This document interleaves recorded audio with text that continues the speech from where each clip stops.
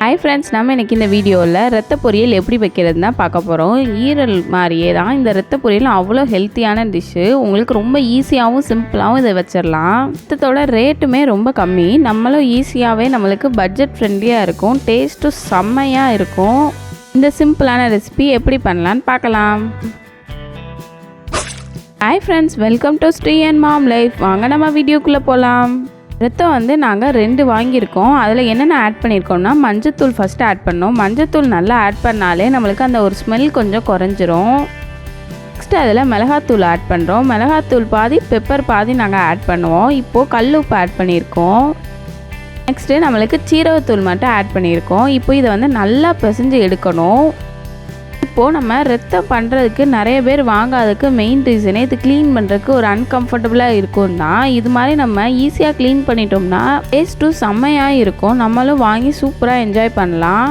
இப்போது ரத்தம் பிசையும் போது நம்மளுக்கு நல்லா வெளியிலலாம் சிந்தும். நல்லா நீளமான ஹைட்டான சட்டியாக வாங்கி நம்ம க்ளீன் பண்ணோம்னா வசதியாக நம்மளுக்கு கம்ஃபர்ட்டாக இருக்கும். ரத்தம் அப்படியே ஒரு கட்டியாக இருக்கும். நம்ம அதை நல்லா பிசைஞ்சு விடணும். நல்லா நசுக்குனா தான் அது நல்லா குட்டி குட்டி பீஸாக ஆகும். இதை நம்ம மிக்ஸி ஜாரில் போட்டுட்டோம்னா ரொம்ப திரளாக சின்ன சின்ன பீஸ் ஆயிரும். தேங்காய் துருவின மாதிரி ஆயிரும். அந்த மாதிரி பண்ணாமல் நம்ம கைட்ட பிசைஞ்சோம்னா இது ஒரு தனி டேஸ்ட் வரும். நிறைய பேருக்கு அன்கம்ஃபர்டபுளாக இருக்குன்னா மிக்ஸி ஜாரில் கூட புழிஞ்சிக்கலாம். ஏன்னா அதை க்ளீன் பண்ண கஷ்டமாக இருக்குது. எனக்கு டைம் பத்தலைன்னா ரத்தத்தை நல்லா இப்படி நசுக்கிறதுக்கு பிறகு நம்ம மிக்ஸி ஜாரில் லைட்டாக ஒரு பல்ஸ் மோட் போடனாலும் போட்டோம்னா நம்மளுக்கு சூப்பராக ரெடி ஆயிரும். ஆனால் நல்லா திரளாக இருக்கும்.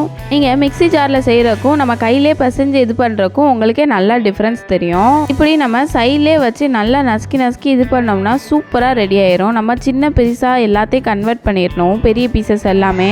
இப்போது நம்ம ரத்தம் சூப்பராக ரெடி ஆயிடுச்சு. நல்லா நசுக்கி சூப்பராக பிசைஞ்சு கம்ஃபர்ட் ஆயிடுச்சு. இந்த ரத்தத்தில் மட்டும் நம்ம மஞ்சத்தூள் அதிகமாக ஆட் பண்ணியிருக்கணும். ஏன்னா அப்போ தான் அது ஒரு ஃப்ளேவர் நம்மளுக்கு டாமினேட் பண்ணாமல் இருக்கும். இப்போது நம்ம நல்லெண்ணெய் ஆட் பண்ணிக்கோங்க. அதில் சின்ன வெங்காயம் ஒரு 10 போல் கட் பண்ணி ஆட் பண்ணிவிட்டு 2 பச்சை மிளகா ஆட் பண்ணிக்கோங்க. இப்போது நம்ம ரத்தம் நல்லா பிசைஞ்சு ரெடி ஆன பிறகு அதையும் நல்லா ஆட் பண்ணிக்கிட்டோம். வெங்காயம் ரொம்ப வதங்கணும்னு அவசியம் இல்லை. ஃபஸ்ட்டு நம்ம ஸ்டவ்வை நல்லா ஃபாஸ்ட்டாக வச்சுக்கணும். அப்போ தான் நல்லா கொதிக்கிற வரை ஸ்டவ்வு ஃபாஸ்ட்டாக இருக்கணும். அதுக்கப்புறம் சிம்மில் வச்சுக்கோங்க. ஏன்னா இது ரத்தம் வேகமாக அடி பிடிக்கும். உங்களுக்கு லைட்டாக ஒரு கொதி வந்தோடனே ரத்தம் ரெட்டிஷ்லேருந்து ஒரு மெரூன் கலரில் மாறுறது நல்லா கலர் டிஃப்ரென்ஸ் உங்களுக்கே நல்லா டிஃப்ரென்ஸாக தெரியும். கொதித்து பபுள்ஸ் பக்குவத்தில் வரும்போது நம்ம சிம்மில் வைக்கணும். நீங்கள் கீழெல்லாம் அடி பிடிக்காமல் பார்த்துக்கோங்க. ஏன்னா இது வேகமாக ரத்தம் அடி பிடிக்க ஆரம்பிச்சிடும். அந்த தண்ணி வத்த நம்மளுக்கு வேகமாக அடி பிடிக்க ஆரம்பிச்சிடும். நம்ம இதில் ரொம்ப கொஞ்சோண்டு தான் தண்ணி ஆட் பண்ணுவோம். அதனால் அது தண்ணியும் நிறையா இருக்காது. வேகிறதுக்கு அப்படியே இந்த ரத்தத்தில் இருக்கிறதுலே தான் வேகும் நம்மளுக்கு. இதுவும் நம்மளுக்கு ஈரல் மாதிரி தான். ரொம்ப நேரம் இதை வேகவே வைக்கக்கூடாது. இப்போ அப்படியே கரெக்டாக நம்ம பக்கத்துலேயே இருந்து தான் ரெடி பண்ணணும். ஏன்னா இதை கிளறிக்கிட்டே வேற இருக்க வேண்டியிருக்கும். நம்ம இதில் பெருசு பெருசாக பீசஸ் வரும்போது நம்ம நல்லா கரண்டியை வச்சு கிண்டிக்கிட்டே இருந்து பிச்சு விட்டோம்னா தான் சூப்பராக பக்குவமாக ரெடி ஆகும். கையில் அடியில் இதெல்லாம் ஒட்டாமல் பார்த்துக்கிட்டே இருங்க. ஒட்டுச்சுன்னா ரொம்ப கருகிரும். அப்படியே கருகுனா அந்த ஒரு ஸ்மெல் நல்லா இருக்காது. நம்மளுக்கு மிளகாப்பொடி கம்மியாக தான் இருக்கும். ஏன்னா நாங்கள் எங்கள் வீட்டு பட்டுக்குட்டிக்கு அப்படியே கொஞ்சம் ரஃபாக எடுத்து வச்சுருப்போம். அவள் மிளகா கம்மியாக இருக்கிறதுனால சாப்பிடுவா. இது செம ஹெல்த்தியான ரெசிபி. இதில் நம்ம கொஞ்சோண்டு சாப்பிட்டா கூட நல்ல ஹெல்த்தியாகவும் இருக்கும் நம்மளுக்கு.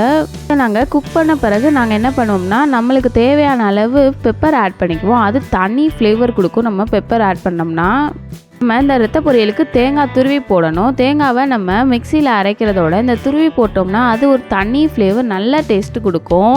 அது ஒரு தனி ஃப்ளேவர்னால எங்கள் அத்தை ஃபுல்லாக துருவி போட்டுட்ருக்காங்க, ரெடி பண்ணிகிட்ருக்காங்க. தேங்காவை நம்ம கடைசியில் தான் ஆட் பண்ணணும்.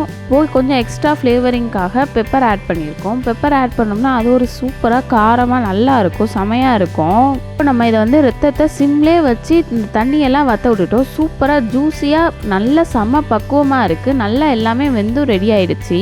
உங்களுக்கு இன்னும் காரம் தேவைப்படும்னா நீங்கள் இதை இன்னும் கொஞ்சம் கூட பெப்பர் மேலே தூவி சாப்பிட்டுக்கலாம். அவ்வளோ செம்ம ஃப்ளேவரிங்காக செம்மையாக இருக்கும். உங்களுக்கு பார்த்தாலே தெரியும், அவ்வளோ ஷைனிங்காக அவ்வளோ செம்மையாக தெரியுது. ரத்தமே பார்க்க அடியில் எங்களுக்கு ஒன்றுமே ஒட்டவும் இல்லை, அடி பிடிக்காமல் எங்களுக்கு ரெடி ஆயாச்சு. நம்ம ரத்த பொரியலுக்கு தேங்காய் துருவினதையும் ஆட் பண்ணியாச்சு. தேங்காவை ஆட் பண்ணதுக்கு முன்னாடியே நம்ம ஸ்டவ் ஆஃப் பண்ணிடுங்க. ஸ்டவ் ஆஃப் பண்ண பிறகு தேங்காவை ஆட் பண்ணுங்கள். அப்போ தான் தேங்காய் பூவாகவே இருக்கும், குக்கே ஆகாமல் இருக்கணும். நம்ம தேங்காவை நல்லா குக் பண்ணதுனால இது வேகமாக கெட்டு போயிடும். நீங்கள் இதை ஃபாஸ்ட்டாக சாப்பிட்டு முடிக்கிற மாதிரி பார்த்து வச்சுக்கோங்க. நெக்ஸ்ட்டு தேங்காய் பூவை நல்லா கிளறி விட்டுட்டோம்னா சூப்பராக ரெடி ஆயிரும். அவ்வளோ நறுக்கு நறுக்குன்னு இருக்கும். வெங்காயம் தேங்காய் பூ எல்லாமே சாப்பிட்றக்கு அவ்வளோ ஜூஸியாக செம்மையாக இருக்குது. அடியிலலாம் அடி பிடிக்காமல் இருந்தாலே அது ஒரு தனி டேஸ்ட்டு தான். அவ்வளோ சூப்பரான டேஸ்ட்டில் செம்மையாக ரெடி ஆயிடுச்சு நம்ம ரத்த பொரியல் வந்து.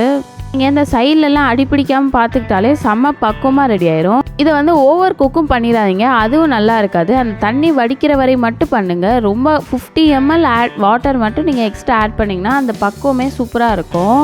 ரத்த பொரியல் வந்து ஒன்றோட ஒன்று ஒட்டாமல் அவ்வளோ சூப்பராக ரெடி ஆகிடுச்சு. எங்களுக்கு இன்றைக்கி சண்டே ஸ்பெஷல் கொத்துக்கறி ரத்த பொரியல் பிறகு பூரி.